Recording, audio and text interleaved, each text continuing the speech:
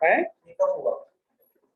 अरे पहले ही हटा हुआ था, टीचर ने क्यों किया? कोई बात नहीं, करवा रहे, कुछ भी चीज पूछे मुझे बता देना, करवा देंगे, that is not a trouble.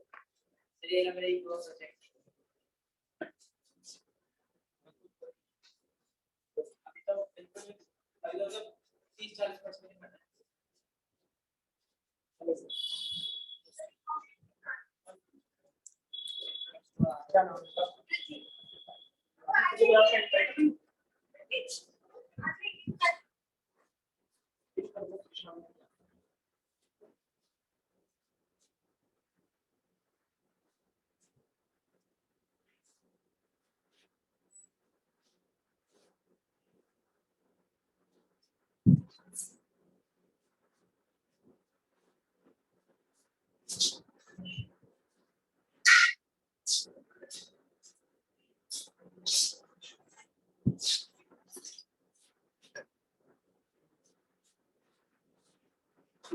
मैं यही पे रख रहा हूँ आप दोनों के सामने इसको, ठीक है?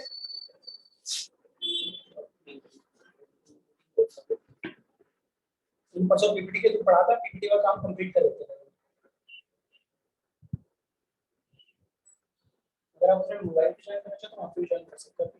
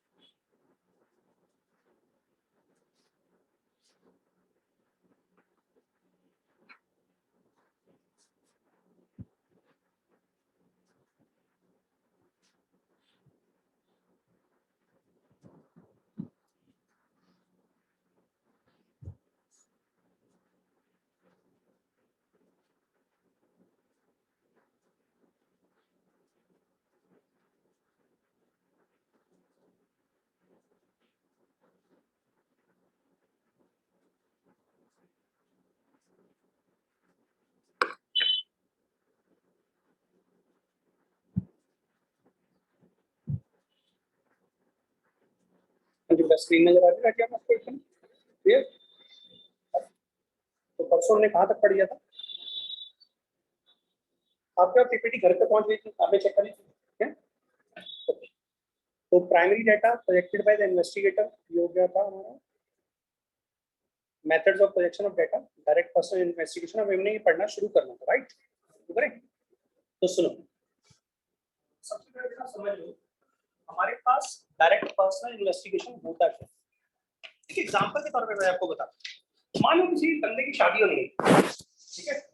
कोई लड़की है या कोई लड़का है, तो आप लोगों को पता होगा पहले पेरेंट्स क्या बोलते हैं, शादी करनी है तो एक काम करेगा, पता करवा लड़का है कैसा, लड़की कैसी, तो क्या करेगा? तो कौन जाएगा पता करने? लड़की खुद जाएगी, लड़का खुद जाएगा, कौन जाएगा? कोई और जाएगा, कौन जाएगा?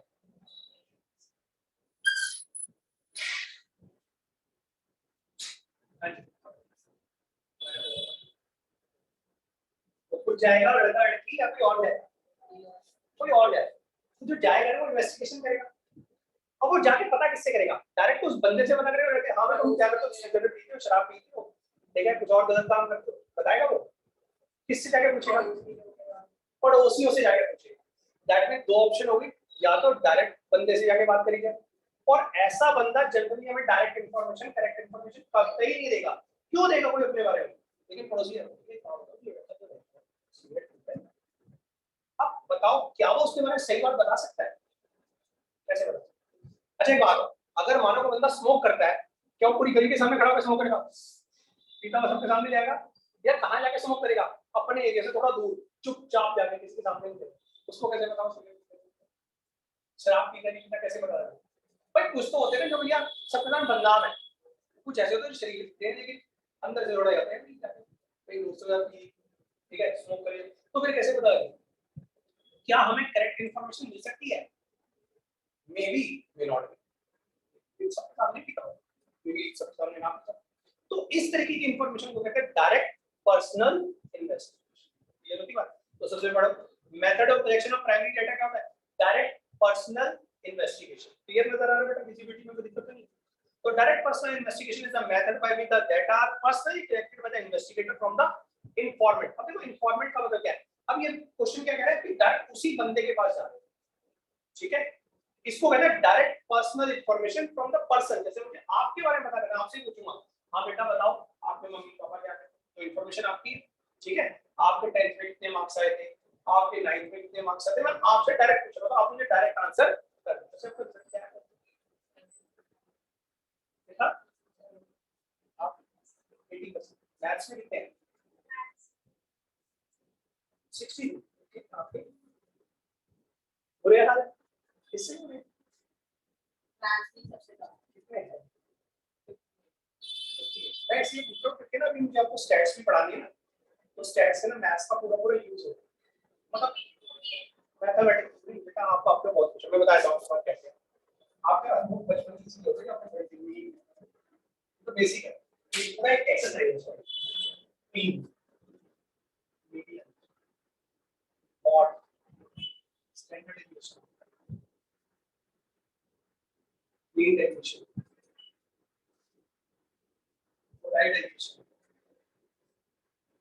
मोडाइल डेविएशन, फिर अपना कॉरिलेशन, रिग्रेशन है। वो आपने समझते हैं, अब से रेंज भी आएगा,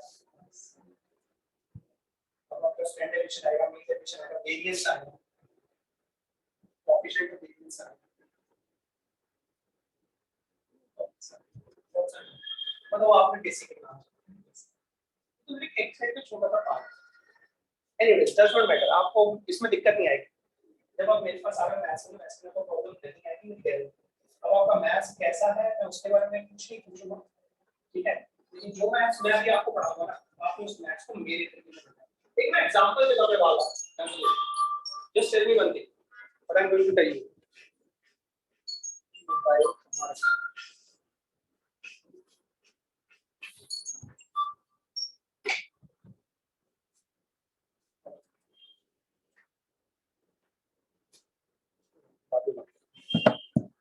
सुनो रे, मैं आपको मैथ्स तो अभी पढ़ाऊंगा, क्या जो मेरा सब्जेक्ट है उसका पढ़ाऊंगा, इससे रिलेटेड कुछ बातें जरूर एक छोटा सा काम दिया हुआ है आपको, वो सिर्फ 15-20 क्वेश्चन करते जाओ, अपने खुद ही बनाने क्वेश्चन आंसर करने खुद ही मैंने कुछ नहीं पढ़ा। एक छोटी सी बात सोचो बेटा, अगर मैं आपसे कहता हूं 7 8 1 6 4 2 1 5 9 3 6 2 9 8, इसको आपको 8 से मल्टीप्लाई करना है, करोगे?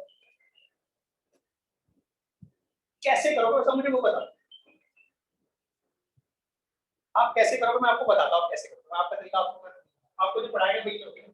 आप करोगे 8 8 जा 64, 6 रिमाइंडर 8 9 जा 72 एंड 6 70, इसको काट दो 7 7 आ गए, 8 2 जा 16 16 एंड 7 20 करोगे 8 6 जा 40, ठीक है? बचपन से सिखाया गया, इसलिए ऐसे करते हैं।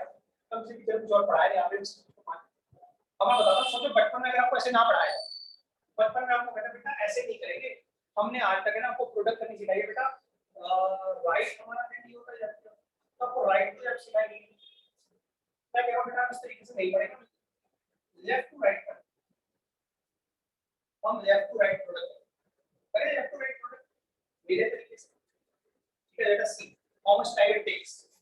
8 का टेबल तो आपको 8 8 7 का 56, सिमिलरली पता है 8 8 का 64, मैं बस करूंगा क्या, जो यूनिट डिजिट होगा उसको नीचे लिखूंगा, 10 डिजिट को ऊपर लिख दूंगा, बस और कुछ नहीं करूंगा।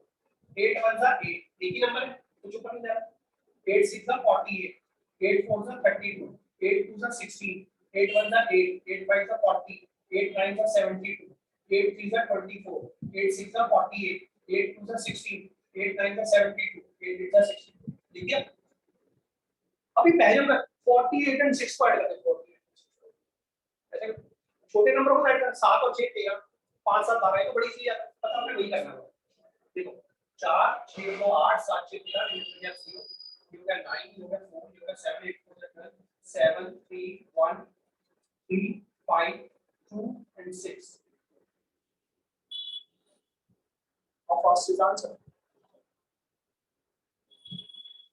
am I right मैंने कुछ नहीं करा सिर्फ टोटल करा 4 के 6 और 2 8 7 6 13 रिमाइंडर क्या है 8 और 2 10 रिमाइंडर क्या है 4 4 8 और 1 9 और 1 ठीक है फिर 2 2 4 7 4 0 8 8 4 12 रिमाइंडर के साथ 2 और 1 3 8 3 11 का 1 रिमाइंडर का 1 13 बाकी 5 6 6 12 5 6 is it fast comparative faster than before मानो मैं छोटे नंबर देता हूं 782 into 9 आपको आदत पड़ेगी राइट मैंने को लेफ्ट टू राइट 9 7 का 63 पूरा लिखो 9 8 का 72 9 2 का 18 बस टोटल कर लो पूरी हां जी बेटा जो फर्स्ट वाली मल्टीप्लाई करेंगे फर्स्ट डिजिट तो बेटा ऊपर जाने कुछ है ही ना आपको मैं कहा एक नंबर नीचे दूसरा वो ऊपर किस क्लिक हो गया ये जगह तो नीचे ठीक है आसान है तो आपको कौन सी आदत है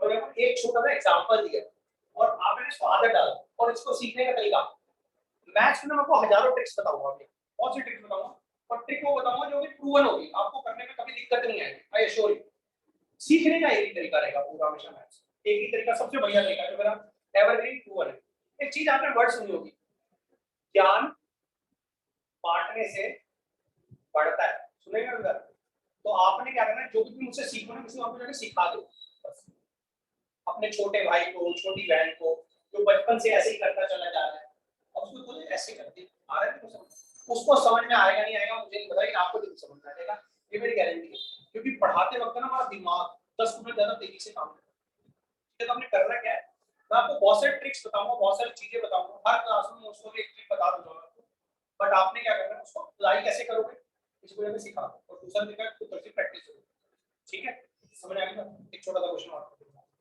आना ये 463 into 7 7 4 जा 7 6 जा 42 7 3 जा 21 और रिमाइंडर ले लिया और रिमाइंडर लेके भाई ऐड करेंगे कुछ नहीं लगा तो 1 4 2 3 इधर भी सिंपल डन अच्छा अब आपको मैं बताता हूं स्क्वायर रूट निकालने हैं आपने स्क्वायर रूट भी देख रखा होगा क्योंकि स्टैट्स मेरा सब्जेक्ट है उसमें स्क्वायर रूट आना नहीं आना तो आपको बड़ी प्रॉब्लम आती है स्क्वायर रूट निकालने में मुझे बता सकते हो 85 का स्क्वायर रूट क्या होगा 85 का स्क्वायर रूट कितना होगा पता अच्छा 81 का आता है 9 आता है मैं 9 नहीं लिखो 9 दो जगह पे लिखना है 9 ऊपर 9 जब कभी जो भी स्क्वायर रूट आपको आता है उसके आसपास का उसको दो जगह लिखना है ऊपर और नीचे ठीक है और उसी नंबर को 2 से मल्टीप्लाई करके लिखो समझ आएगा अब बताओ 85 में आपको किसका अंडर रूट आता है 81 का आता है इसमें डिफरेंस बता दो बस चार पॉजिटिव है नेगेटिव है ये इससे ये 81 से बड़ा है छोटा है नहीं 81 से ये बड़ा है छोटा है बड़ा है 4 नंबर पॉजिटिव और अगर इससे छोटा होगा तो माइनस कर बस आगे हमसे 2 से कटा कितना होगा 9 + 2 करेंगे 9 + 2 करेंगे अच्छा 2 को 9 से डिवाइड करना आता है करना आता है मैं आपको शॉर्टकट तरीका बताऊं 2 को 9 से डिवाइड किसी भी नंबर को 9 से डिवाइड कर दो तो जो भी नंबर लिखा हुआ पॉइंट लगा के उसको 11 से मल्टीप्लाई करके लिखो बताओ 2 को 11 से मल्टीप्लाई करके कितना है 22 और 22 अच्छा आपको पता है 2 को अगर हम 11 से डिवाइड करेंगे तो क्या होगा अगर 2 को 9 से डिवाइड करें तो क्या है 2 को 11 से डिवाइड करेंगे क्या आएगा पता है मैंने क्या कहा 9 से कर रहे हो तो किससे मल्टीप्लाई करेंगे 11 से और 11 से डिवाइड करो 9 से मल्टीप्लाई करेंगे बताओ 9 2 कितना होता है 80 तो इसका आंसर है 0.181818 चेक करें आपने कभी चेक नहीं करा होगा बचपन से देखो मैं करके दिखाता हूं 7/9 और 7/11 रिलेशन देखो कितना क्या है 7 को 9 से डिवाइड करना है तो 9 की बजाय 11 से मल्टीप्लाई करके बताओ कितना आएगा 77 तो बस ये तो 0.777777 अब 7/11 है तो 9 से मल्टीप्लाई करके 9 7 का 60 63 गॉट इट डन और देखिए 3/11 आ जाए 3/9 आ जाए 3/11 है तो 9 से मल्टीप्लाई करो 0.47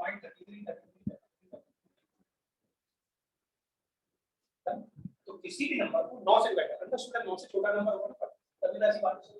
तो बड़ा आपने सोचना है 9 2 जा 18 8 हो काफी सिंपल नहीं सोचना, जस्ट एक गुना आंसर दो, बच्चा सोचता रहेगा तो बड़ा अच्छा आंसर लिखेगा। ठीक है, अच्छा 7 से कभी डिवाइड करा, 7 से डिवाइड करने में बड़ा 14 का डिवाइड आप 14 14 मिलता है 8 14 14 मिलता है 28 14 मिलता है 56। ठीक है, तो अभी बाउंड होता है। तो आपने क्या करना है, आपने इसको हमेशा जो है 56 की बजाय 50 28 कर दो, 56 कर दो, 57 कर दो बस। आपको पता है 7 से जब डिवाइड करते यही नंबर रिपीट होते हैं, कोई और नंबर आता ही नहीं, पता 7 से डिवाइड करते। आप जब कभी किसी भी नंबर को 7 से डिवाइड करते हो हमेशा यही नंबर रिपीट होते हैं हमेशा। कभी आपको पता है, देखो 2 को 7 से डिवाइड करेंगे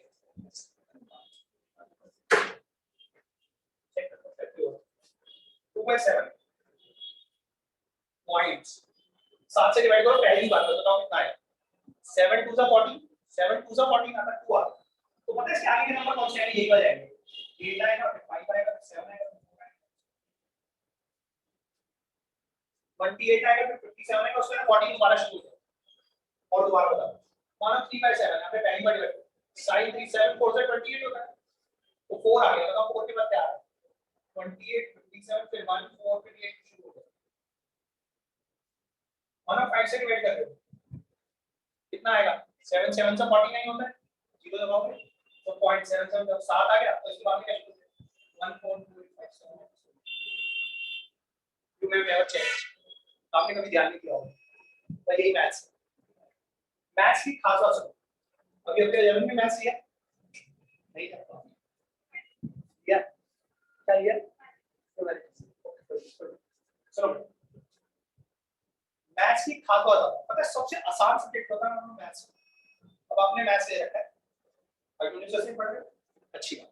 अभी से बढ़िया टीचर नहीं है तो पूरे रानी बाग में ज्यादा मुझे पता है, क्योंकि मैं खुद भी मैथ्स पढ़ाता हूं, बेसिकली मैं मैथ्स करता हूं, लेकिन Abhimanyu sir one of the best teacher, he is my college friend from the childhood we are the friends.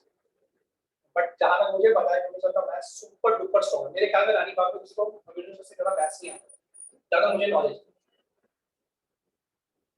Maths करना बस आप एक बात का ध्यान रखें, पहली बात तो जो सर पढ़ाए पढ़ोगे पढ़ोगे, हमेशा कंसंट्रेट करना फॉर्मूले, जितने सर फॉर्मूले करा फॉर्मूले को रटे, फॉर्मूला जैसे ही सर आप रटे और फॉर्मूले को रटने का तरीका होगा 10 फॉर्मूले रोज के याद करने शुरू करो, 10 फॉर्मूले रोज के याद करने शुरू करो, बाय हुक और बाय क्रुक अपने याद करना ही करना है, करना ही करना है, करना ही करना है। अगर फॉर्मूले याद करिए मेरी गारंटी क्लास में टॉपर होंगे। अभी आपको लग रहा होगा मेरे को मैथ्स के रिजल्ट बताते शर्म आ रही है, पर आप शर्म महसूस कर रहे हैं, मेरी गारंटी है 11th के अंदर आपका हाईएस्ट रिजल्ट आएगा क्लास के अंदर, अगर आप सिर्फ एक काम कर दोगे, सिर्फ फॉर्मूले याद करोगे, आपका डेफिनेटली फॉर्मूले में हाथ तंग होगा 10th में जब कभी आप पढ़ते हो। अगर आप 11th क्लास में सिर्फ फॉर्मूले याद कर रहे हो ढंग से, मेरी गारंटी है क्लास टॉपर, तुम्हें class topper guarantee assured you. Sir जो क्वेश्चन कराए करते रहना, मत करो मुझे नहीं मतलब, लेकिन आप फॉर्मूले याद कर लोगे, सिर्फ फॉर्मूले, उसके बेस पे आप क्लास टॉपर होगे। 11 में जितने फॉर्मूले सर पढ़ाए, चाहे वो कुछ भी पढ़ाए, चाहे वो ए यूनियन बी पढ़ाए, जैसे आपको क्या पढ़ा रहे हैं सर मैथ्स सेट्स पढ़ा रहे हैं, सर ए यूनियन बी का फॉर्मूला पढ़ाएंगे, पहले तो आपने को पहला फॉर्मूला पढ़ा होगा A union B, number of A plus number of B minus पढ़ा दिया नहीं पढ़ सकते। अच्छा फिर तो बहुत है, I am just telling the way. ठीक है, तो आप लोग क्या करोगे, सिंपली जो सर पढ़ाए वो पढ़ते रहो, फॉर्मूले को याद करो। आज बेटा बताओ, मैंने काफी सारी बातें बताई, नंबर की करके हमारी बात बताओ। सबसे पहले को प्रोडक्ट कर दूंगी, उल्टा शुरू करो, राइट टू लेफ्ट है, लेफ्ट टू राइट, पहली बात ये बताओ। दूसरी बात बता अंडर रूट निकालने की, अंडर रूट को मैं एक बार दोबारा बताऊं, मानो बेटा क्वेश्चन आ गया 123 का, 121 का अंडर रूट आपको पता है 11, पहले को 11 प्लस 2 ये नंबर के नीचे खत्म। अब बताओ 121 से आगे है क्या, 121 से बड़ा है छोटा है, बड़ा कितना बड़ा है, तो बस 11 प्लस होता है 11 आ गया। अब 11 से बैठ के जो मैंने आपको बताया क्या करोगे, 11 से डिवाइड करना तो 9 से मल्टीप्लाई करके देखो क्या जाएगा, 11 प्लस 0.090909, ठीक है, सो इस आंसर इज 11.09। यकीन ना हो कैलकुलेटर से चेक करके देखें, आप कैलकुलेटर पे चेक करो तो यही कहीं आंसर है वर्ड टू वर्ड से एक जगह से डेसिमल तक का फर्क नहीं होगा आपका आंसर करेक्ट। समझिए ठीक है। अगर मानो मैंने आपसे पूछ लिया सपोज करो रूट 60, आप कहते हो मुझे 60 नहीं आता, 64 का आता है 8, मैंने कहा लिखो 8 10 2 into 8 लिखो, ऊपर क्या होगा 64 से पीछे आगे, पीछे कितना पीछे 4, तो -4 ठीक है। क्या आ जाएगा 8 - 4/16, 8 - 1/4, 4 से कर दो डिवाइड -0.25 7.75 डन। तो आपको अंडर रूट निकालना आना बहुत ज्यादा जरूरी है अपने दिमाग में रखना, क्योंकि अब आप स्टैट्स पढ़ोगे, स्टैट्स में अंडर रूट बार-बार आएगा। बच्चे क्या कर रहे हो कैलकुलेटर से जाके या किसी से तुक्के मार के अंडर रूट निकालो, तो आप क्या करोगे उसके आसपास का नंबर सोचोगे, उसको लिखोगे आंसर फटाक से लिखोगे। अब you are going to waste the time, आप अंडर रूट निकालने के टाइम वेस्ट नहीं करोगे। दो तीन छोटी-छोटी मैंने आपको बात की तो ऐसे नॉर्मल बात बार-बार काम आपको पता होगा, ठीक है ना जी। अब चलते हैं दोबारा से इस बात पे, मैथ्स की बात बीच में आ गई तो स्टैट्स के बारे में पूछिए ना करूंगा टॉपिक अभी। अब अगर मान लो मैं कोई एक बिजनेसमैन हूं और मुझे अपने डेटा के बारे में कुछ प्रोजेक्शन करना है और मैं आपसे डायरेक्ट करने जाता हूं, तो आपसे बढ़िया आपके बारे में कोई और बता सकता है? आपसे बढ़िया आपके बारे में कोई और बता सकता है? कोई नहीं बता सकता भाई आप क्या हो। अगर मेरे को पूछने का तरीका आना चाहिए उसमें, मेरे पूछने का तरीका क्या है, क्वेश्चन से बातों को निकलवाना कैसे मेरे पे डिपेंड करेगा। मैं अगर बेवकूफों की तरह पूछूंगा तो मैं बेवकूफ, आप नहीं, आप तो समझदार ही हो हमेशा, क्योंकि आप अपना जवाब देते हो बड़ी 10 बातों को सोचोगे। मेरे कैलिबर पे डिपेंड करेगा आपसे क्वेश्चन कैसे पूछता हूं ताकि मुझे जवाब सही दोगे या गलत दोगे। तो देखो इसके फायदे क्या है। The direct personal investigation is a method which the data are personally collected by the investigator from the informant. You are the informant जो information दोगे, इसलिए तो नाम सुनते जाओ, मेरा नाम क्या है इन्वेस्टिगेटर जो इन्वेस्टिगेट कर रहा है, और आपका नाम क्या है इंफॉर्मेंट जो इंफॉर्मेशन दे रहा है। क्लियर। इस डेटा की खास बात है नंबर 1 एक्यूरेट, मैं आपसे डेटा कलेक्ट कर रहा हूं आपके बारे में, एक्यूरेट होगा, ओरिजिनल होगा डेटा, किसी दूसरे के थ्रू नहीं आया, मैंने बताया था तो सेकेंडरी डेटा होगा। नंबर 3 रिलायबल होगा नहीं होगा, नंबर 3 यूनिफॉर्मिटी होगी। भाई आप अपने बारे में तो नहीं कभी कुछ और बताओगे कभी कुछ और बताओगे, वही बताओगे तो आपको यूनिफॉर्मिटी होगी और इलास्टिक होगा, मतलब डेटा को चेंज करा जा सकता है अकॉर्डिंग टू रिक्वायरमेंट जैसा मैं चाहूं। ठीक है। इलास्टिक का मतलब पता है आपको?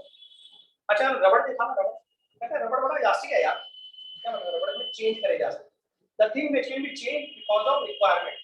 मैं आपसे डेटा जैसा मर्जी चाहूं वैसे पूछ सकता हूं, मैं आपको एक तरीके से पूछ सकता हूं, दूसरे तरीके से तीसरे कुछ भी जो इंफॉर्मेशन मैं चाहूं उसके हिसाब से आपके क्वेश्चन को चेंज कर सकता हूं। तो ये डेटा इलास्टिक होता है, मतलब जैसा चाहूं वैसा मोल्ड करा जा सकता है जो मेरी रिक्वायरमेंट को पूरा कर दे। डन। आगे आ जाओ। अब कुछ डीमेरिट भी हो। नंबर 1 मेरे पूछने के तरीके पे बहुत कुछ मैटर करता है, मैं जो पूछने वाला हूं मैं कितना समझदार हूं इस बात पे बहुत कुछ मैटर करता है, क्योंकि हो सकता है जो पूछने वाला बंदा है वो बेवकूफ हो सकता है। ठीक है। जैसे आपने कोई जवाब दिया तो मुझे ना उसकी आंखों से लग रहा है मुझे लग रहा है झूठ, मैंने लिख दिया अपने पास डेटा भी नॉट भी, क्या पता करेक्ट।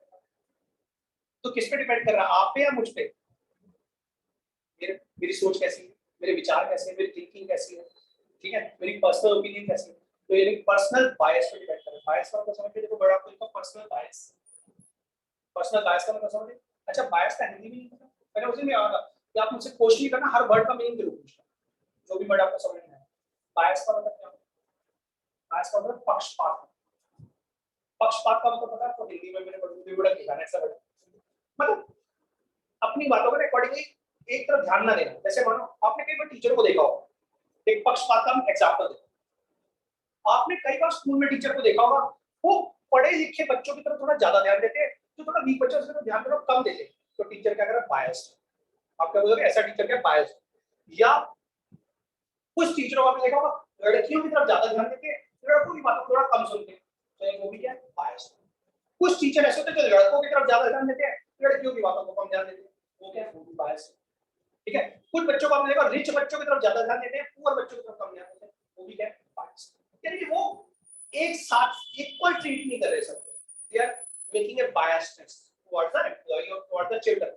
तो ऐसा बंदा डिपेंड करता है, कई बार जो क्वेश्चन पूछ रहा होता है उसको बंदा ऐसा नजर आ रहा है यार ये बंदा, जैसे एक छोटी सी एग्जांपल, आपके घर में कोई चीज खो जाए और आपके घर में काम करने वाली आती है, सबसे पहले में चोरी का शक किसके ऊपर जाता है? किसी को जरूरी हो चोर, क्यों क्या आदमी चोरी करे? हमारे घर के दूसरे बंदे भी हो सकते हैं कैसे करते हैं, जब छोटा बच्चा है उसको पैसे नहीं देखा पापा ने नहीं दिए, उठाया पैसे चला, बच्चा है उसके दिमाग में तो चलो बच्चा चोर नहीं होता, बच्चे को उस समय की समझ नहीं, उसने ऐसा कर दिया तो क्या, लेकिन हमारी बायसनेस किसी तरह होगी, काम भाई को चेक करना काम सबसे पहले तो हम अगर पर्सनली बायस हो, ऐसे कुछ लोगों का कलर ऐसा होता है, कुछ लोगों की फिजिकल एटीट्यूड ऐसा होता है कि हमें दिखने में लग रहा होता है यार उसके ऊपर शक आ गया, कुछ ऐसे हाव भाव से लग रहा है वो, ऐसा होता है नहीं बात, तो एक पर्सनल बायसनेस, बायसनेस क्लियर हो गया बेटा। नंबर 2 कॉस्टली होता है। अब सोचो एक बंदे को मानो लड़की के बारे में पता करने के लिए पहुंचे तो क्या करेगा, फ्री में चला जाएगा पर जाके 10 दुकानों पर देखेगा भाई कौन सा बंदा है मेरा जवाब हो सकता है, उसको खुद को डर लग रहा है कैसे क्वेश्चन जाके पूछूं, ठीक है, फिर दूसरी बार वहां जाएगा कुछ खर्चे भी करेगा, चाय भी पिएगा कॉफी भी पिएगा, ठीक है, टाइम भी बहुत ज्यादा लगाएगा, ऐसा होता है ना गया सीधा भाई साहब मुझे आपसे क्वेश्चन पूछने बताना रहता है, अगर भैया मैं अपनी दुकानदारी कर रहा हूँ तेरे से बात करूँ या ये करूँ बता, और किसी के घर में तो वैसे ही पूछ सकता बेल बजाए तो अपने घर में, हाँ जी सर आपसे बात करनी है, 4 बच्चों को रहता है तो पागल हो गया, किससे पूछेगा बंदा जाकर, दुकानदार लोगों से, दुकानदार लोग क्या होता है अपने काम धंधे कर रहे हैं, अपना काम धंधा लोग नहीं जवाब देगा, तो पहले को टाइम भी वेस्ट करना पड़ेगा और पैसे भी वेस्ट करने पड़ेंगे।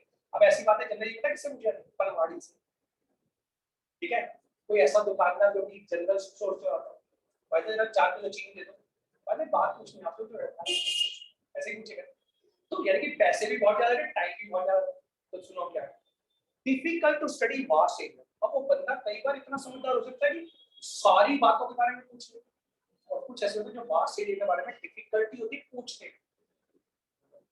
पर्सनल बायस होती है, नंबर 3 कॉस्टली होता है, और नंबर 4 ये डाटा कॉम्प्लेक्स, ठीक है, क्योंकि किसी आदमी से कुछ बातें पूछना उसी के बारे में आसान नहीं। अच्छा आपका नेचर कैसा है, आप गुस्सा ज्यादा आता है, हो सकता है क्या पूछो, बात करते करते खुद ही अंदाजा लगाओगे गुस्सा करता नहीं करता, एक ही बात को 2 बार पूछ के देखो अगर उसको गुस्सा आ रहा है तो बंदे को गुस्सा आ रहा है, अगर नहीं आता अब ऐसा तो कहते हो गुस्सा आता है नहीं आता, क्या नेचर है तो प्यार से बात करता है गुस्से से बात करता है, कैसे कैसे क्वेश्चन पूछे, तो इन्हें डिपेंड करेगा, वास्ट एरिया को डिफिकल्टी होती है मैं पूछने में, कॉस्टली होता है, पर्सनल बायस होती है, और ये कॉम्प्लेक्स होता है, कॉम्प्लेक्स होता है, it is very difficult to ask so many question from one person, because वो जो आदमी है वो चिल्ला सकता है, परेशान हो सकता है, उसको ऐसा लग सकता है यार व्हाई यू आर इरिटेटिंग, वो इरिटेट हो सकता है, तो इरिटेट क्यों कर रहे हैं भाई मुझसे क्वेश्चन, ठीक है ना, कुछ बातें हो सकता है उसको अच्छी लगी, उसको ऑकवर्ड लगी, तो ऑकवर्ड बातों में क्या हो जाएगा बंदा इरिटेट हो सकता है, हर चीज है क्लियर। अब आता है इनडायरेक्ट इन्वेस्टिंग और इन्वेस्टिंग, मैंने आपको दोनों के बारे में बता चुका हूं, इनडायरेक्ट का मतलब मैं आपसे आपके बारे में डायरेक्ट पूछ रहा हूं, इनडायरेक्ट का मतलब आपके बारे में किसी और से पूछ, उसको कहते हैं indirect. In this method, people from whom information is collected are called witness. Witness मतलब जिन्होंने उसको देखा, कोई बताया ना, जब पड़ोसी ने देखा हो तो बताएगा, नहीं देखा तो बताएगा। This method is used by communities and commissions appointed by the government. Generally किसके बारे में पॉइंट कराया जाता है, जब कोई कमीशन चल रहा होता है, कमीशन आप तो समझते हो, अब कमीशन वही कमीशन नहीं तो पैसे देने का कमीशन, आपने सुना होगा गवर्नमेंट एक कमीशन अपॉइंट करेगी, कमीशन ही वो रेट नहीं डिसाइड करेगी, कमीशन मतलब कुछ लोगों का ग्रुप बनाएगी जो इस काम को इन्वेस्टिगेट करेंगे, उसका नाम है कमीशन या अथॉरिटीज। तो जनरली जैसे मानो किसी बंदे ने मर्डर कर दिया तो कुछ ना कोई वकीलों को अपॉइंट करा जाएगा, वकील का पता करो वहां पे जो लोग रहते हैं उनसे पूछो जाके, कुछ पुलिस वाले जाएंगे, अथॉरिटी हो गई पुलिस अथॉरिटी, तो वो जाके पूछेंगे, तो ऐसे लोगों को क्या कहते हैं, वो लोग होते हैं जो जनरली गवर्नमेंट अपॉइंट करते हैं जो ये डाटा कलेक्ट करते हैं। अच्छा ये बताओ डाटा प्राइमरी होगा सेकेंडरी होगा, प्राइमरी होगा, फर्स्ट टाइम कलेक्ट कर रहे हैं राइट, तो पहली बात इसके मेरिट्स क्या क्या है, नंबर 1 कवर्स वाइड एरिया, और वाइड एरिया को मतलब 10-15 लोगों से पूछा जा सकता है, कॉस्ट इफेक्टिव होता है, ठीक है, कॉस्टली देखो आपको ना कई बार ऐसा भी महसूस हो सकता है कि मैं कोई क्वेश्चन बोल रहा हूँ और आपको लगे सर पागल तो नहीं हो गए सर, अभी तो बोल रहे थे कॉस्ट कम होती है, अभी जब डीमेरिट है तो कॉस्टली होता है, आपको ऐसा महसूस हो सकता है। तो quite possible we may give a contradictory answer, क्योंकि जब मैं एक एंगल से सोच रहा हूँ मुझे सस्ता लग रहा है, दूसरे एंगल से सोच रहा हूँ महंगा लग रहा है, क्यों? क्योंकि उसके कंपैरिजन में मुझे कोई और मेथड मांगना है तो कंपैरिजन पॉसिबल है। वैसे अगर 100 रुपये का लगे क्या होगा, महंगा थोड़ा, लेकिन जब मैं 100 रुपये सोच रहा हूँ यार इससे अच्छा तो फोन ही करवा देता, फ्री में हो जाता था, तो कंपैरिजन क्या लग रहा है, पॉसिबल। तो you may see on one time I am saying it is costly and on the other hand I am saying it is uncostly or it is cheaper। तो आप कहोगे सर दो दो बातें कंट्राडिक्टरी क्यों बोल रहे हो? बिकॉज एक बात सोचते हो मेरा एंगल कुछ और है। जैसे फॉर एग्जांपल चाय अच्छी चीज है बुरी चीज है, व्हाट इज योर ओपिनियन? बुरी चीज है। हाँ जी, चाय अच्छी चीज है बुरी चीज है? एक साइड कुछ एग्जांपल जैसे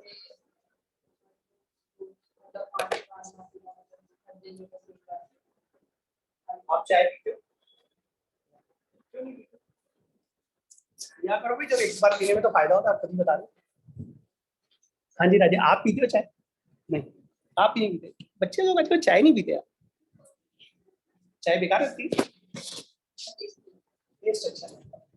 मम्मी पापा चाय कितनी बार चाय पी? पापा,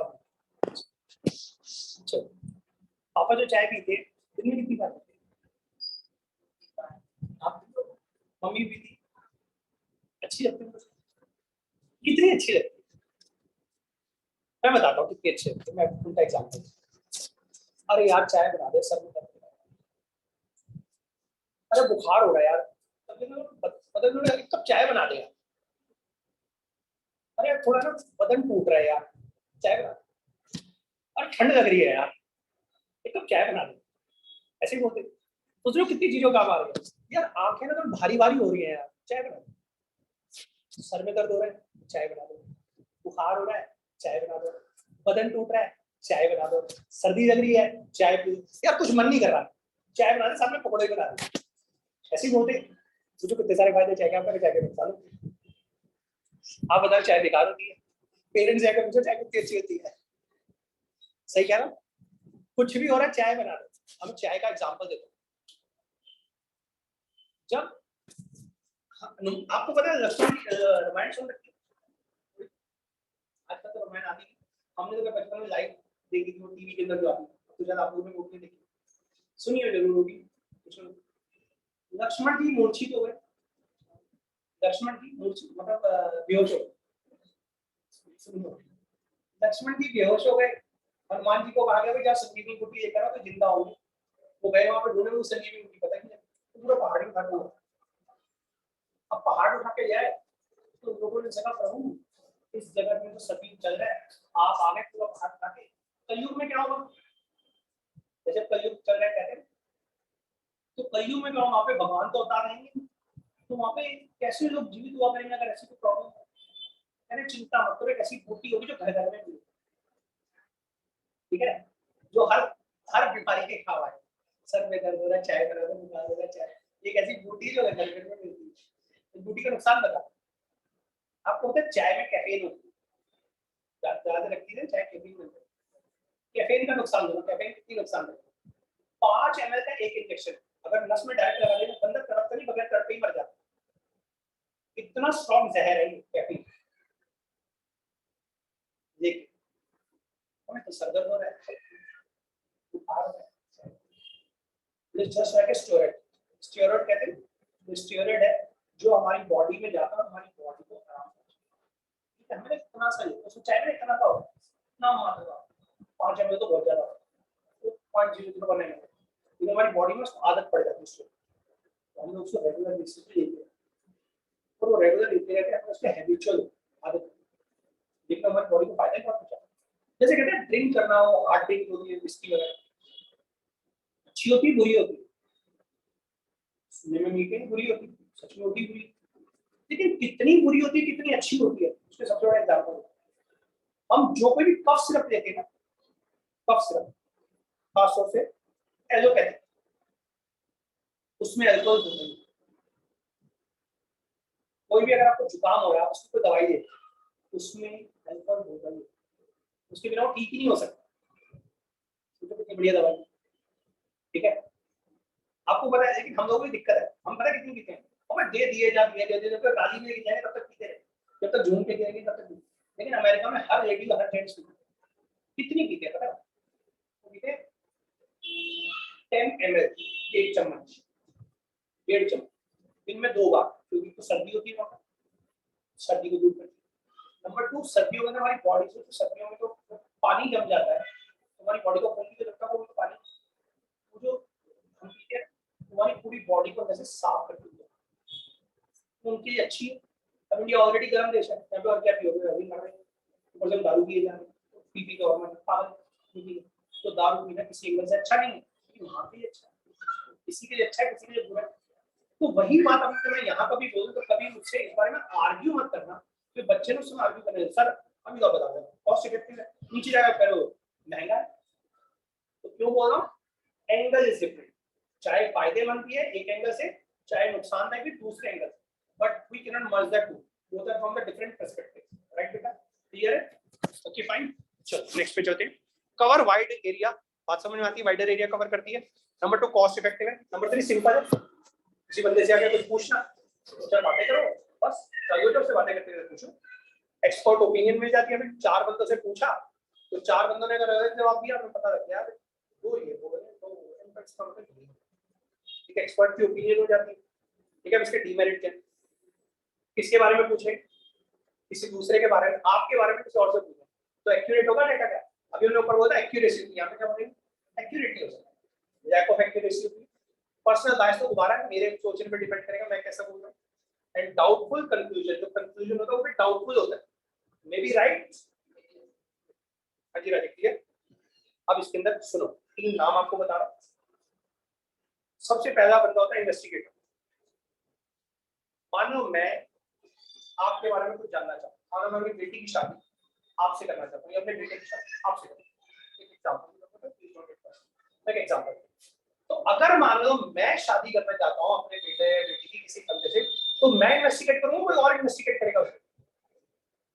मैं ही तो इन्वेस्टिगेशन करवाऊंगा, इन्वेस्टिगेशन तो मैं ही करवाऊंगा ना, बट मेरी बेटी है मेरा बेटा है, इसकी मुझे शादी करवानी है, ठीक है, तो इन्वेस्टिगेशन तो मैं ही करवाऊंगा ना, तो मैं कौन इन्वेस्टिगेटर। अब मैं जिसको भेजूंगा वो कौन होगा, तो पहले the person who conducts statistical investigation is known as investigator, ठीक है।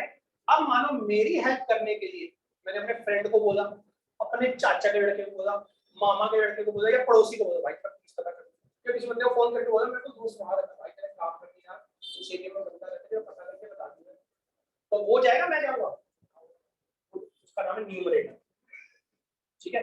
एन्यूमरेटर नाम का ई साइलेंट होता है, ठीक है, तो न्यूमरेटर बोलते हैं, but the word is E, enumerator की बजाय न्यूमरेटर बोलते हैं। तो numerator person who helps investigator in collecting the data, जो डेटा की कलेक्शन में जाता है वो एन्यूमरेटर। अच्छा क्या जरूरी है हमेशा एन्यूमरेटर नहीं हो सकता, मैं खुद भी जा सकता हूँ, तो मेरा ही नाम क्या होगा इन्वेस्टिगेटर और मेरा ही नाम क्या होगा एन्यूमरेटर, क्लियर होती बात है? डन। नंबर 3 रिस्पोंडेंट, अभी मैंने आपको बताया था आप मुझे रिस्पोंड करोगे, आप जवाब दोगे, ठीक है, तो आपका नाम रिस्पोंडेंट है, आपका नाम क्या है रिस्पोंडेंट। और मैंने दूसरा नाम अभी आपको बताया था इन्फॉर्मेटर, ठीक है, जो मुझे इन्फॉर्मेशन देता है, बताया था ना, देखो मैंने आपको ऊपर बताया था informants, you are also informant and you are also respondent, clear, दो नाम आपके ऊपर। तो आपके नाम बता दो, मेरे नाम बता दो, मेरे कौन कौन से नाम, 3 नाम बताए शाबाश। इन्वेस्टिगेटर कौन होता है, जिसको डेटा कलेक्ट करवाना हो, न्यूमरेटर, हाँ वो एन्यूमरेटर में से होता कौन है, रियल में कौन है, जो अंदर डेटा कलेक्ट करने जाता है और इन्वेस्टिगेटर की क्या करता है हेल्प करता है। तीसरा कौन होता है रिस्पोंडेंट, जो रिस्पोंडेंट होगा जिससे पूछा जाएगा, अच्छा जो रिस्पोंड कर रहा है मतलब जो जवाब दे रहा है। अच्छा रिस्पोंडेंट हमेशा आप ही होगा, कोई और भी हो सकता है, कोई और, the respondent may be you, it may be somebody else, that means who is giving the information, that is the informant or respondent, done, बात क्लियर। अब आता स्टैटिस्टिकल यूनिट। अब स्टैटिस्टिकल यूनिट जो है ना हमारे कई तरीके के, भाई वहां पर 50 लोग रहते हैं, कितने लोग थे 50, हमने 50 दिया, अबे नंबर में आपका वेट कितना है, कितना आपका वेट 40 समथिंग कुछ, ठीक है, तो आप अपना वेट बताओ 42 43 ये केजी में है, ठीक है। अब आपकी हाइट कितनी है, may be 4 feet 4 and half feet 4 4.5 feet, कुछ भी आपने हो सकती है। तो जो आप हाइट बता रहे हो वो इंचेस में आई या सेंटीमीटर में आई या मीटर में आई, तो किसमें यूनिट में आई? तो कहता है स्टैटिस्टिकल डाटा किस यूनिट में होता है? हमने कहा किलोग्राम में भी हो सकता है, किलोमीटर में भी हो सकता है, सेंटीमीटर में भी हो सकता है, मीटर में भी हो सकता है और नंबर में भी हो सकता है। तो उसने बताया स्टैटिस्टिकल यूनिट कौन कौन से हो सकते हैं। तो स्टैटिस्टिकल यूनिट का मतलब होता है हम जिस फॉर्म में उसको रिप्रेजेंट करेंगे, दैट डाटा में be represented in kilogram, milligram, ठीक है, मिलीमीटर, किलोमीटर और वेट और यूनिट्स। डन। तो ये छोटा सा वर्ड, इसका आपको बहुत ज्यादा रेलेवेंस नहीं है, सिर्फ आपको वैसे बताने के नाम बताऊं। डन। अच्छा, अब आ गया information to questionnaire and schedules. अब मान लो बेटा मुझे आपसे कोई क्वेश्चन पूछने, एक एग्जांपल दो। डू यू थिंक कि मैं आपके पास आऊं और आपसे खड़ा होकर ऐसे क्वेश्चन पूछता रहूं और चला जाऊं, तो क्या आपको लगता है कि अगर मुझे 20 क्वेश्चन पूछने थे 20 के 20 मुझे उस समय दिमाग में आ गया, 2 दिन बाद फोन करके भैया एक बात और पूछनी रह गई, आप तो क्यों जानता है, ऐसी बोलोगे? लेकिन अगर मानो मैं आपके पास आता हूं और अपने पास सारी चीजें लिख के जाता हूं, मुझे ये क्वेश्चन जरूर पूछना, दैट विल बी बेटर। और मैं बिना कुछ सोचे वाला क्या बेटर करना है, जो मैं पेपर पे लिख के लाऊं उसका नाम है क्वेश्चन है, ठीक है, उसका नाम क्या है? क्वेश्चन। अच्छा बताओ मुझे आपसे क्वेश्चन कैसे पूछने चाहिए? What do you think? Sir आपने मुझे सिंपल सिंपल जवाब दिया, आप सिगरेट पीते हो, सिगरेट नहीं पीते, दो में सिर्फ एक जवाब दो। अगर आप सिगरेट पीते हो मैं टिक करूंगा, नहीं पीते तो टिक करूंगा, ठीक है, ऐसे ही पूछो। या मैं आपसे पूछूं अच्छा कहाँ कहाँ जाते हो, अच्छा वहां पे जाके कुछ आप गलत काम नहीं करते जो आप अकेले जाते हो, और तो भाई क्या पूछना चाहता है सीधा सीधा बोलना। तो क्वेश्चन शुड बी डायरेक्ट, ठीक है, question should B direct, question should be multiple choice, ये या वो, ट्रू और फॉल्स टाइप क्वेश्चन पूछो। ज्यादा लिखने वाले क्वेश्चन, किसी बंदे को ये दो कि आप क्वेश्चन कर दो, सॉल्व कर दो, जैसे हमने वही कैलकुलेशन दी, बेटा कैलकुलेशन करके दिखाओ, तो करनी पड़ेगी, और आप उस समय कोई काम कर रहे हो, आपको मुझे कैलकुलेशन करके दिखाओ। तो ये क्वेश्चन कैसा होना चाहिए, इसमें आपको सिर्फ मुंह से सिर्फ बोलना, आपको कोई कैलकुलेशन वाला काम मुझे कभी नहीं लेना चाहिए।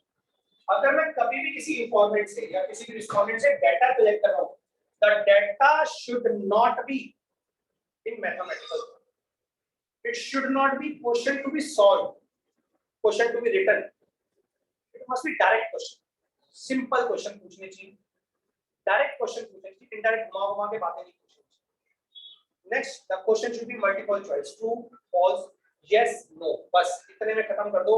अगर आप ज्यादा जाओगे तो प्रॉब्लम हो सकती है, लेकिन इसमें बड़ी प्रॉब्लम है, इसमें बड़ी प्रॉब्लम। क्वेश्चन पूछता हूं, एक जज ने एक चोर को बोला, ओए ज्यादा बकवास करने की जरूरत नहीं है, सिर्फ 2 जवाब दो, हाँ या ना। तो चोर क्या कहता है, माई बाप मतलब माई लॉर्ड, मैं 2 में से एक जवाब नहीं दे सकता, पहले मैं आपसे एक क्वेश्चन पूछता हूँ, अगर आप मुझे हाँ या ना में जवाब दे दो फिर मैं भी हर क्वेश्चन का जवाब हाँ या ना में दे दूंगा। पूछो, क्या आज भी आप अपनी पत्नी से फिट कर रहे हैं? क्या जवाब? अगर बोले हाँ तो क्या होगा, तब भी लोग हंसेंगे। आज अगर बोले आज भी फिट करा है तो बोले नहीं, तो क्या मतलब निकल रहा, आज ही फिट किया है, रोज फिट किया है, तो हाँ में जवाब दे, ना में जवाब दे, हंसेगा दोनों तरफ से। तो ऐसे क्वेश्चन नहीं पूछने चाहिए, मतलब डबल मीनिंग क्वेश्चन कर भी आस्क, समझ गए? तो क्वेश्चनर का भी हम आपको क्वेश्चनर पढ़ाएंगे, क्वेश्चनर वर्ड आया तो मैंने आपको बताया क्वेश्चनर होता है क्या। अब क्वेश्चनर के मैं क्वेश्चनों की कुछ खास बातें बता रहा हूं। Number 1, question should B direct, question should B simple, it should not use mathematical calculation, ठीक है, the question should not have a double meaning, ठीक है, और डबल आंसर ऐसे ना हो कि भाई ये भी आंसर नहीं कर रहा वो भी नहीं कर रहा, ऐसा ना हो, हाँ बोले तो बेचारा दो कर रहा है, ना बोले तो मतलब चित भी मेरी और पट भी मेरा, मतलब हेड भी मेरा टेल भी मेरा, ठीक है, head I win and tail you lose, ऐसा ना हो क्वेश्चन। ये head I win and tail you lose, इसका क्या मतलब निकला, हेड आएगा तो मैं जीतूंगा, टेल आएगा तो तुम हारोगे, इसका मतलब पॉजिटिव। तो दोनों तरीके से मैं ही जीत रहा हूं, तो आपको कभी ऐसा क्वेश्चन नहीं मिलेगा। तो मैं आपको क्वेश्चनर के बारे में बता रहा हूं, क्वेश्चनर क्या होता है। क्वेश्चनर में मल्टीपल क्वेश्चंस होते हैं और हम क्वेश्चनों को उससे पूछते हैं, और ये क्वेश्चन लिख के ले जाना ज्यादा बेटर रहता है। डायरेक्ट क्वेश्चन, ओरल क्वेश्चन पूछने से हमें सारी बातें क्लियर नहीं होती, ठीक है। तो क्या कह रहा है क्वेश्चन का मतलब समझो, information through questionnaires and schedules. Schedule का मतलब एक शेड्यूल बना दो कि कौन सा क्वेश्चन किस टाइप में क्या क्या पूछना है, तो उसको शेड्यूल कहते हैं। शेड्यूल मतलब पूरे फॉर्म का। डन बेटा, क्लियर? चलो, this method data collection by preparing a questionnaire keeping in mind the objective of the study। ये क्वेश्चन जब बनाया था बड़ा मुश्किल होता है बेटा क्वेश्चन बनाना। आपको सोचने में लगता होगा बड़ा सिंपल है, लेकिन बनाने जाओगे ना तो आपके दिमाग में आधी बातें आएंगी, आधी ना सोचते सोचते ये परेशान हो क्वेश्चन क्या पूछो क्या ना पूछो। बहुत बड़े एक्सपर्ट की जरूरत होती है जो क्वेश्चन बड़े ध्यान से बनाता है, और वो क्वेश्चन इस तरीके पूछना कि बंदा सामने जवाब देने को तैयार हो ही जाए, झूठ ना बोले उसको। ठीक है, तो the questionnaire consist of list of questions pertaining to investigation, जो कि इन्वेस्टिगेशन से रिलेट करते हैं। अगर लड़के के बारे में पूछा तो लड़का, लड़की के बारे में लड़की, डेथ के बारे में पूछा डेथ, मर्डर के बारे में पूछा मर्डर से रिलेटेड क्वेश्चन, तो वैसे ही क्वेश्चन होने चाहिए ना। ये तो नहीं क्वेश्चन हो पूछो। अच्छा, क्वेश्चन की सीक्वेंस भी बड़ी मैटर करती है। एक आदमी से पूछो यार कौन से ब्रांड की सिगरेट पीते हो, फिर दूसरा क्वेश्चन पता क्या आप सिगरेट पीते हो, पागल है क्या, दिमाग खराब है। पहला क्वेश्चन क्या होना चाहिए, क्या आप स्मोक करते हो। अगला क्वेश्चन आप कौन सा ब्रांड स्मोक करते हो, क्या आप ड्रिंक करते हो, फिर मुझे कौन से ब्रांड की ड्रिंक करते हो। लेकिन पहला क्वेश्चन पूछो कौन से ब्रांड की ड्रिंक करते हो, या किसी और सिंपल क्वेश्चन पूछो आपके कितने बच्चे, पूछिए फिर उसका आपकी शादी हो जाए। क्या क्वेश्चन रेलेवेंट है, एक क्वेश्चन फिर रेलेवेंट है सीक्वेंस। तो ये क्वेश्चन में बहुत सारी बातें आएंगी जिनके बारे में मैं आपको आगे जाके एक्सप्लेन करेंगे। हाँ जी बेटा सुनो, the questionnaire consist of list of questions pertaining to investigation, जो इन्वेस्टिगेशन से डील करता है। There are two ways of collecting the data on the basis of questionnaire. Number one, numerator method, numerator जो कि मैं जा रहा हूँ पूछने वाला, and number two, mailing method। mailing के अंदर क्या हुआ, numerator में मैं खुद जाऊँ बंदा जाए, और mailing में मेल करने का होता है। पहले होता था, आजकल तो हम वैसे ही लेटर में, आपके घर में कोई लेटर आया तो पिछले काफी दिनों 2 महीने में 4 महीने 6 महीने कोई लेटर आता ही नहीं। लेकिन पहले पता पेरेंट्स से जाकर पूछना, और दोनों में 20 लेटर आते, पता नहीं कहाँ से ना जानने वालों को भी लेटर आते, जानने वालों को मतलब ना जानने वालों को भी लेटर आता है, उसकी लेटर नहीं आता। मतलब वैसे क्या बहुत बढ़िया तरीका है पूछा जाए। अगर आज आपको बिजनेस शुरू कर दो ना और आपको सिर्फ कस्टमर चाहिए, सबसे बढ़िया तरीका लेटर दे, क्योंकि लेटर आता किसी के में आता ही नहीं। अगर लेटर है बंदा पढ़ेगा जरूर किसने भेजा भाई। ठीक है, हमारा काम हो गया, हमारा काम हो गया। क्यों, हमारा मेन मोटिव क्या था, उसके दिमाग में बात को डालना। नहीं तो आप अभी एडवर्टाइजमेंट करते हो, आपकी एडवर्टाइजमेंट टोटल वेस्ट हो जाती है। लेकिन वो एडवर्टाइजमेंट बंदे ने पढ़ी, जबरदस्ती पढ़ी, क्योंकि देखो मेरे नाम पे लेटर है, कहां से आ गया लेटर। अच्छा पता है आपको, हमारी कंट्री अंडर डेवलपमेंट है, डेवलपिंग कंट्री, ठीक है। आपको पता है अमेरिका, यूएसए, यूके वगैरह जितनी कंट्रीज हैं ये डेवलप, लेकिन वहां पे ना लोगों के घर में आज भी लेटर आते हैं।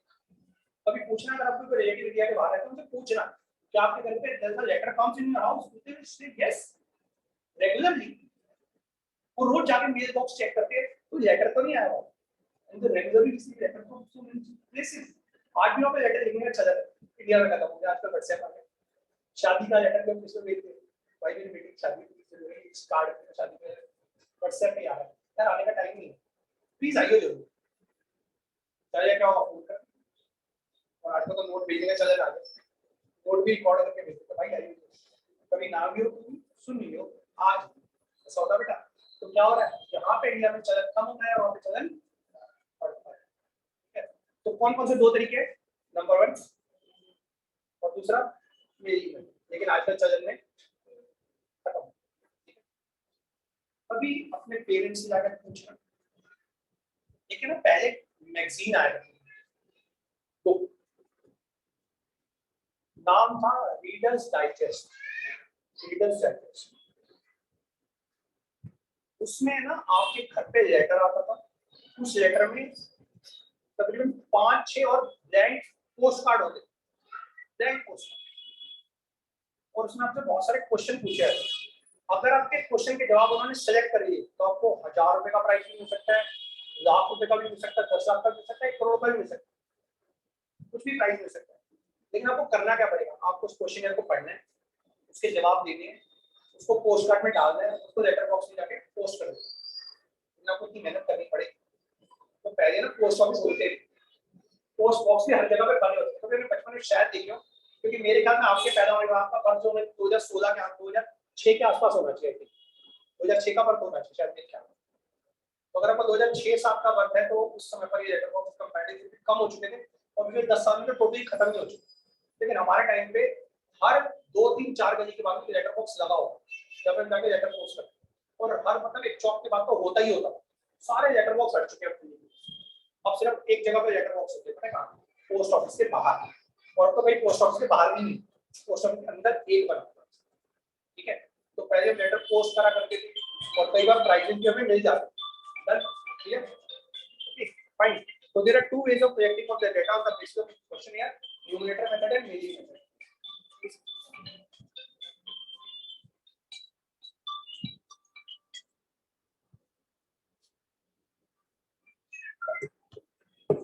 हाँ जी राइट, क्लियर। तो क्वेश्चनर मेथड को भी मैंने आपको बता चुका हूँ। मेलिंग मेथड, मेल भेजी जाती है, आप उसको पढ़ोगे, उसको भरोगे, वापस मुझे रिप्लाई करोगे, उसकी कॉस्ट मैं उठाऊँ। मतलब ऐसा नहीं होगा आपको भेजने के पैसे लग रहे हैं, भेजने के पैसे मैं आपको पहले प्रीपेड स्टैम्प लगा के भेजूंगा ताकि आप सिर्फ डाल दो बस। क्योंकि जनरली लोग पैसे खर्च करना, अब क्यों खर्च करोगे 2 3 4 5 रुपए बेकार, ठीक है। तो मेलिंग मेथड, अब क्या होता है mailing method? In this method questionnaire prepared according to the objective of the study, जैसा क्वेश्चन है जिसकी जरूरत होती है बनाया जाता है, made to the informant with the request to answer, आपको रिक्वेस्ट भेजा है प्लीज इसका आंसर लिखकर भेज दो, प्लीज आपसे रिक्वेस्ट है, and return them with in a specified time period, इतने दिनों में जरूर भेज देना ताकि हम इसका डेटा को कलेक्ट करके रिस्पॉन्स। अब ये बताओ इसके फायदे क्या? इकोनॉमिकल है, तो दिल्ली क्या इंडिया में कहीं भी भेज दो, इंडिया के बाहर में भेज दो, क्या दिक्कत है? वाइड कवर, ठीक है, वाइड कवर। नंबर 3 ओरिजिनल होता है डेटा और रिलायबल होता है, क्योंकि जिस बंदे को भेजा गया है उसने भरा है तो सही भरा होगा, उम्मीद करते हैं। फ्री फ्रॉम बायस, मेरी पर्सनल बायस कुछ नहीं, जो आपने लिख के भेजा मैं वही समझूंगा, गलत नहीं सोच सकता। डीमेरिट है लैक ऑफ इंटरेस्ट, लोगों को इंटरेस्टिंग है तो कौन बनना चाहता है? अरे यार बेकार मतलब रोज लेटर आ जाते हैं, मैं क्या करता हूं सबको इकट्ठा करता रत्ती में भेज देता, ज्यादातर लोग यही करते हैं, ठीक है। लिमिटेड यूज, इसका कोई ज्यादा यूज नहीं हो पाता क्योंकि लोग ज्यादा इसको पढ़ते ही नहीं है या बेकार चलाते हैं। लैक ऑफ एक्यूरेसी, अब देखो ऊपर हमने क्या बोला, ओरिजिनल एंड रिलायबल, अब देखो यहाँ का बोले लैक ऑफ एक्यूरेसी, दोनों बातें मैच कर रही है। अभी हम कह रहे रिलायबल है, ओरिजिनल है, और हम कह रहे लैक ऑफ एक्यूरेसी, क्योंकि बंदा जल्दी जल्दी करते हैं, मजे लेता रहता है, लोग मजे लेते हैं। पूछेगा क्या ड्रिंक करते हो, बहुत ज्यादा ड्रिंक करता हूं मैं तो पी पी के गिर जाता हूं, क्या माने एक्यूरेसी है नहीं, और क्या पता बच्चा 18 साल का पीता ही ना हो, कुछ भी के भेज सकते बंदे का मन है कुछ भी, ठीक है। और यहाँ पे क्या था इनफ्लेक्सिबल होता है, मतलब हम डेटा में चेंजेस नहीं कर सकते। देखो मैं अगर आपसे डायरेक्ट क्वेश्चन पूछ रहा हूं, मैं पूछ रहा हूं आपसे, तो मुझे आपकी बातों से लगा यार तो अपने हिसाब से क्वेश्चन को चेंज कर सकता हूं, लेकिन अगर मैं लिखवा रहा हूं तो क्या मैं चेंज कर सकता हूं क्वेश्चन? जो लिखा उसी का जवाब दूं, I can not change it, ठीक है।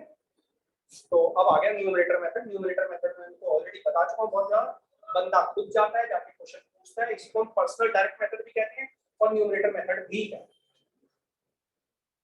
उठा दो उठा पेन का रखा हुआ। In this method of questions are prepared according to the object is taken to the informant, object आपके पास जा रहा है by trained numerator, numerator का मतलब trained होना चाहिए। इसलिए हम कभी ऐसे बंदे को नहीं कहते जाके डाटा पूछने को जो नौ सखिया हो, अनपढ़ हो गवार, यार मामा जी तेरे सबसे ज्यादा समझदार है, वही जाके डाटा कलेक्ट करके ला सकते हैं, तेरे मामा बड़ा तेज है इन मामलों में, कहते हैं कई बार, तेरे चाचे को बड़ी नॉलेज है, चाचे को भेजो वहां पर, चाचे को भेजो, मामी को, सबसे ज्यादा समझदार उसी बंदे को भेजेंगे वो डाटा कलेक्ट करने, क्योंकि अनपढ़ आदमी को किसी को भेज दिया है वो तो बिल्कुल उसको मत भेज देना यार, वो जाएगा जरा काम में बर्बाद करके आ जाएगा, वो खुद ही जाके वहां पीने बैठ जाएगा, कहते हैं कई बार। तो किस बंदे को भेजा जाता है जो समझदार, उनसे ट्रेंड होना चाहिए enumerator, who help the informant in recording that answer, जो कि डेटा को अकॉर्डिंगली रिकॉर्ड कर, ठीक है।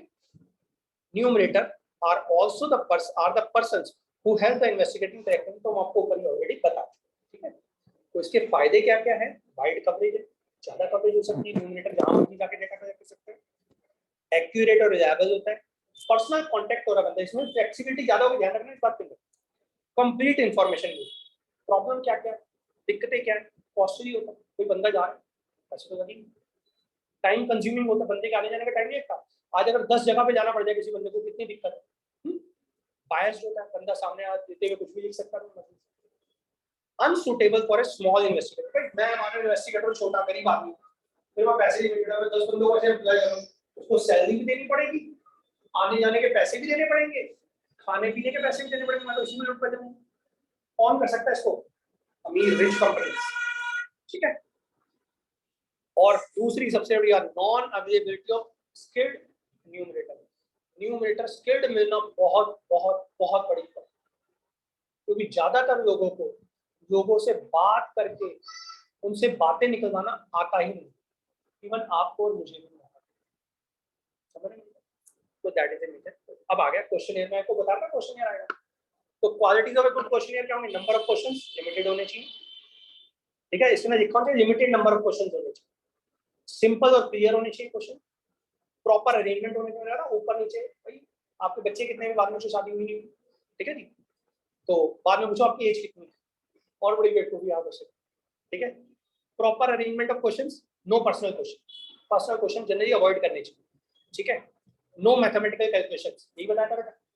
क्रॉस एग्जामिनेशन होता है, मतलब क्वेश्चन दो अलग अलग जगह ऐसे पूछो जिससे बंदे क्रॉस एग्जामिनेशन हो, ठीक है, कि ऊपर कुछ एक क्वेश्चन किया, दूसरा क्वेश्चन उससे रिलेट करता हूं, ताकि पता चले बंदे ने ऊपर झूठ बोला था सच बोला था, ताकि हम क्रॉस चेक कर सकें, ठीक।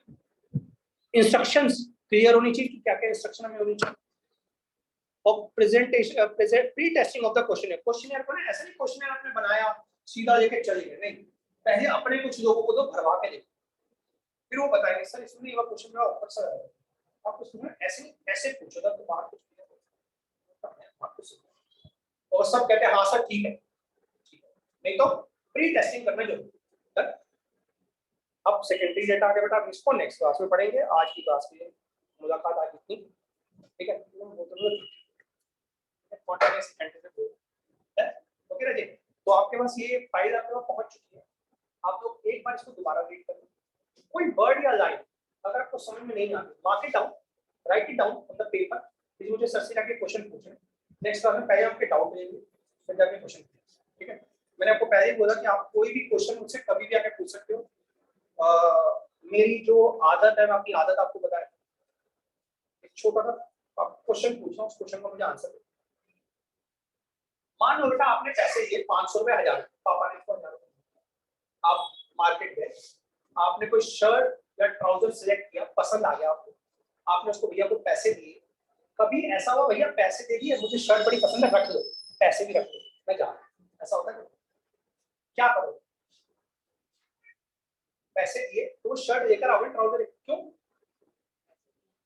पैसे दिए, आप हमें क्या देते? पढ़ाने के लिए क्या, हमें क्या देते? किस लिए देते? समझ में नहीं आया तो पैसे वसूल हुए क्या? अगर वो शर्ट आपने उसे खराब दे दी तो आप क्या बोलोगे शर्ट खराब है, मैंने आपको पढ़ा, आपको समझ नहीं आया, तो आपका हक बनता नहीं बनता मुझसे क्वेश्चन पूछने का। अब मेरी रिस्पॉन्सिबिलिटी क्या बनती है, मुझे आपको शर्ट अच्छी देनी चाहिए, तो मुझे पढ़ाना अच्छा आना चाहिए। तो आई विल अश्योर यू, आप कोई भी क्वेश्चन मुझे पूछोगे उसका आंसर नहीं दूंगा। दूसरा, मुझे गुस्सा ही नहीं आता, ठीक है, जीरो गुस्सा, मुझे गुस्सा नहीं आता किसी बात, सिर्फ एक बात पे गुस्सा आता। जब मैंने आपको कोई होमवर्क दिया और आप होमवर्क नहीं करके, तो मैं हो सकता है आपको डांट शायद, लेकिन कभी हम मुझसे कोई क्वेश्चन पूछोगे, चाहे रेलेवेंट क्वेश्चन हो, चाहे रेलेवेंट क्वेश्चन, किताब से रिलेट करो, किताब के बारे में कभी गुस्सा नहीं करता, क्योंकि मैं आपको जवाब जरूर दूंगा, क्योंकि मैं 10 मिनट लेक्चर देने की बजाय क्वेश्चन का डाउट क्लियर करना ज्यादा पसंद करता हूँ। 15 मिनट में लेक्चर सुना रहा हूँ, या पिछली क्लास का कोई क्वेश्चन पूछा, मैं लेक्चर सुनाने की बजाय जवाब देना ज्यादा पसंद करें, तो 2 मिनट लगते हैं जवाब देने और 15 मिनट लगते लिखा कर लेक्चर सुनाने, 15 मिनट का लेक्चर देने के लिए 2 मिनट का आंसर देते हैं। तो इसलिए आप लोगों को क्या करना है, आपको ना अपना मुझसे इंटरेक्शन थोड़ा बढ़ाना पड़ेगा। धीरे धीरे आपको मैं आदत डालूंगा कि आप मुझसे क्वेश्चन पूछा करो, क्रॉस क्वेश्चन, सर ये क्या होता है, अच्छा सर ये हो जाए तो क्या होगा, सर वैसा हो तो क्या होगा, सर इसके ऐसा नहीं हो सकता, सर वैसा भी तो हो सकता है। तो यू कैन क्रॉस क्वेश्चनिंग, ठीक है, और आर्गुमेंट भी कर सकते हो आप मुझसे, कोई मना नहीं है, क्योंकि बड़ा थ्योरेटिकल सब्जेक्ट है। स्टैटिस्टिक्स तो चलो फिर भी आपको दिक्कत है कि मैथ्स के अंदर होगा, तो बाकी सब्जेक्ट हमारा थ्योरेटिकल में आपके पास पूरा पूरा हक है आपसे मुझसे क्वेश्चन पूछने का, और मेरी रिस्पांसिबिलिटी है आपको जवाब देने का। इसलिए आप कोई भी क्वेश्चन आपके दिमाग में आता है, भाई साहब हमने बुक से जाके पढ़ा और कोई बात आपको आ गई, तो आप उसको नोट डाउन करके मुझसे नेक्स्ट बार में क्वेश्चन पूछा करो। जितने क्वेश्चन पूछोगे उतना आपका सब्जेक्ट स्ट्रांग होगा, और जितने आप मुझसे क्वेश्चन पूछोगे मैं उसके अंदर कुछ एक्स्ट्रा ही बताने की कोशिश करूंगा, ताकि आपके दिमाग में पूरा डाउट क्लियर हो। तो अगर आप क्वेश्चन नहीं पूछोगे, मैं भी खुश हो गया, मैंने जितना पढ़ाया बच्चों को समझ में आ गया, तो फिर मैं टेस्ट में उसके बेस पे बात नहीं निकलती। कई बार मैं चाहता हूँ बच्चों को कुछ एक्स्ट्रा नॉलेज भी होनी चाहिए, आप कहीं से भी पढ़ के आओ, नोट से पढ़ के आओ या अपनी बुक से पढ़ के आओ, लेकिन आप मुझसे क्वेश्चन जरूर पूछें। जितने क्वेश्चन पूछोगे, जितना मुझसे इंटरेक्शन करोगे, बातें करोगे, उतना आपके लिए बेटर रहेगा, आपके लिए बहुत बेटर रहेगा, क्योंकि आप दूसरों से जाके बातें भी कर पाओगे, दूसरों को बता भी पाओगे। और मैंने आपको बताया है कैसे बढ़ता है ज्ञान, जब तक आपको पता है कि मैंने कोई अच्छी बात बताई, कोई नई बात बताई, teach it to somebody else and you will like it too. Even इस सब्जेक्ट को मैं पढ़ाने का तरीका करूंगा, आप पढ़ रहे हो, आपको लगा मेरे को समझ में आ गया, अपनी किसी फ्रेंड को, किसी फ्रेंड को जाते हो पढ़ा दो उसको, कोई दिक्कत नहीं, आप उसको पढ़ाओगे, उसको समझ में आएगा नहीं आएगा मुझे नहीं पता, लेकिन आपको जरूर समझ में आएगा, क्योंकि पढ़ाते वक्त हमारा दिमाग 10 गुना ज्यादा स्पीड से काम करता है, ठीक है। और अगर आपको लगा वहां जाके मुझसे तो नहीं हो पाता, मैं तो नहीं पढ़ा पाऊंगा, फिर मैं आपको और बेटर पढ़ाने की कोशिश करूंगा ताकि आप इसको पढ़ा सकें, ठीक है। स्टिल अगर आपको प्रॉब्लम होती है done, okay ready, done, okay ready, bye, good day. मिलते हैं नेक्स्ट क्लास में। अब नेक्स्ट क्लास होगी ट्यूसडे, थर्सडे, सैटरडे, ट्यूसडे, ठीक है, सैटरडे में, फाइन, ओके रेडी, बाय बेटा, बाय।